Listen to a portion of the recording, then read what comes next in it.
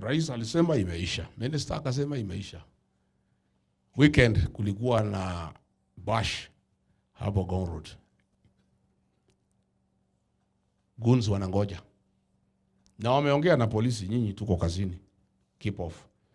Watu wakitoka bash wananyolewa saa, simu na pesa. 2 hours. Police have kept away because police and goons work together. Goons naambia polisi tuko pale kazi, tutakuja kugawa pesa 50-50. That is what is happening. Goons are working, police keep off, they rob money from the people of Kenya, they share with the police. Police and goons are the same. And that is the problem we're having in this country. Na ndio nisema hata watalii wakuwe careful, investors wakuwe careful. Kama watu wanaibiwa 2 hours pale, 2 hours. Polisi wako pale Kilimani, wengine wako hapo Karen, wengine wako hapo Reruta. But wameona na goons, wameambiwa tuko kazi for 2 hours. Sisi tutatuma message, tukimaliza mkibia haraka mjifanye mmekuja kuchunguza.